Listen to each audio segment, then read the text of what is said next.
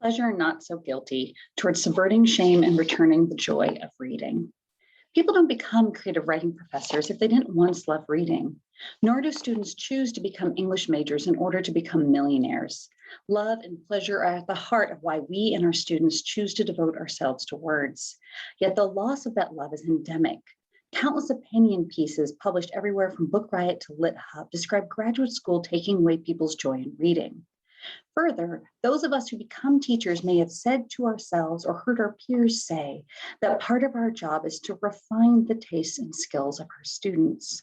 On the creative writing pedagogy page, teachers ask what to do about their student who wants to write fantasy or anything that the teacher doesn't think worthy of study or lacks familiarity with. If students retain their love of reading and writing, they can end up alienated from that which once gave them joy. Even teachers who don't try to steer their students away from particular categories of stories generally still conceptualize their job as in some way refining the tastes of their students. But why? I assert that something terrible is done to us when we are alienated from our pleasures. If we ever lost our joy of reading or writing, we suffered a form of trauma.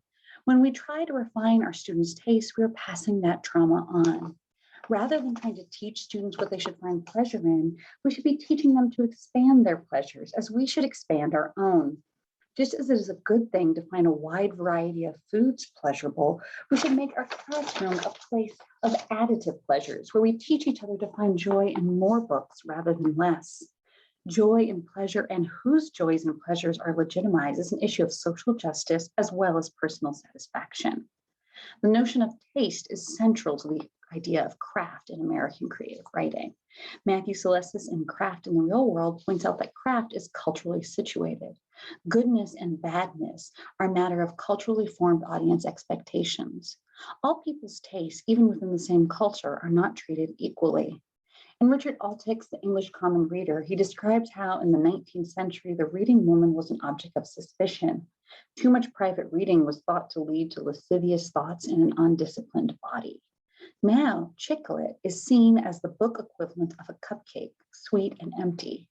Even book covers reflect this perception, with women's book covers explicitly being shown as lighter or fluffier. Romance novels, despite being 29% of all fiction sales, didn't get a mainstream adaptation before Netflix Bridgerton. Certain people's pleasures and certain books are shameful, as though certain people aren't worthy of pleasure. Notice how many of our words for reading echo the language of food. We have taste, we devour books, we refine taste, we distill it. One has books that are guilty pleasures, as one is thought to feel guilt for certain kinds of pleasures of the body, especially if one is a woman, poor, queer, or a person of color. In her book, Avidly Reads Guilty Pleasures, Ariel Zibrecht contends that reading and watching experiences that are coded as feminine are also treated as lowbrow, the story equivalent of binging on chocolate. To consume the wrong thing is to be wrong, hence certain types of stories being seen as guilty pleasures. But why feel guilty for joy? Jo Weldon, who studies taste, gender, and sexuality, writes about tackiness and power. In an excerpt of her book on the history of leopard print, she argues that in the 1970s, leopard print became ubiquitous while at the same time it was coded as tasteless.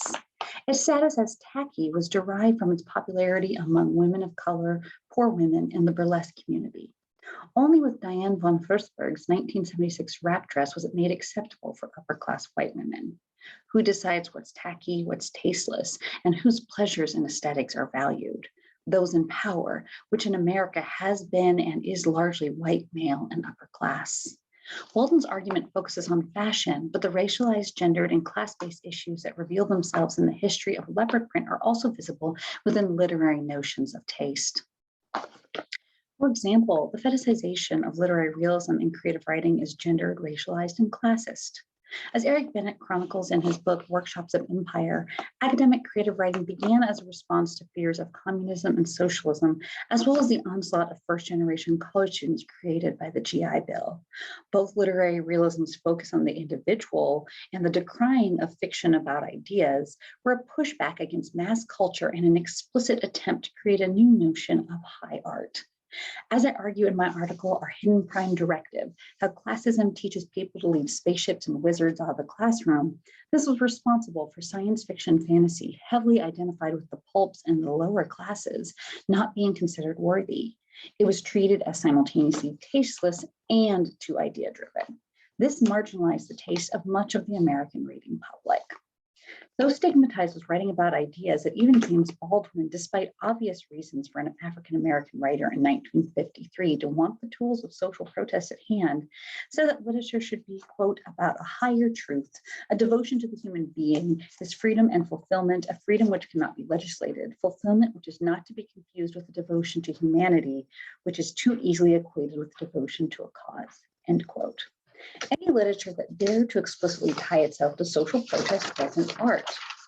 The taste of the white men who founded and paid for the creation of academic creative writing was art, and everything else wasn't.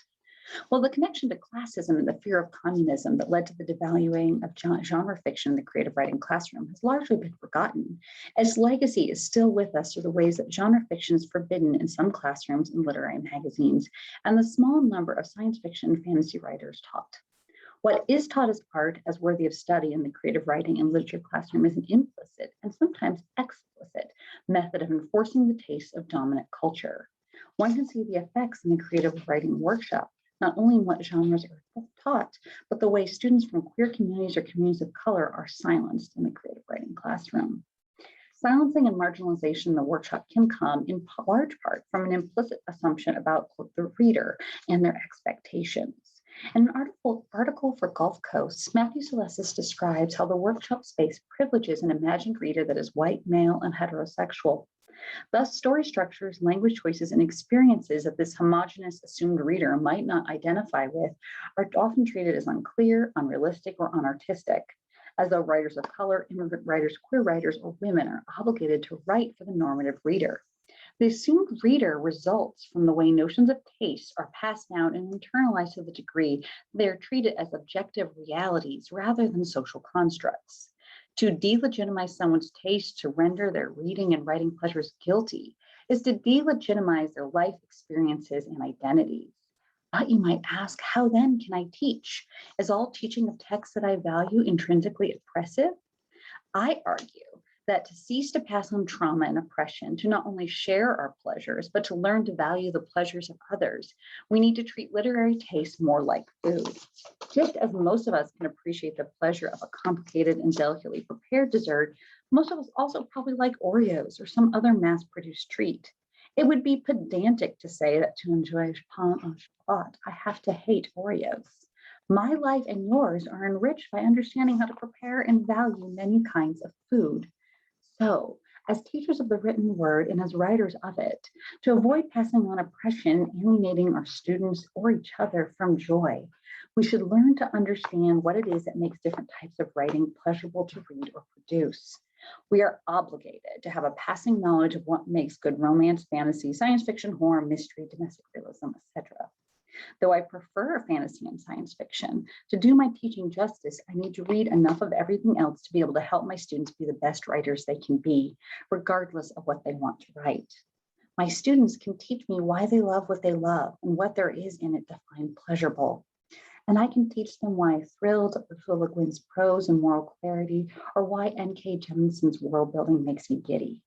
The classroom and our lives are better and less oppressive when we can bring our pleasures to the table guilt-free and serve up joyful spoonfuls of whatever we love and say, taste this.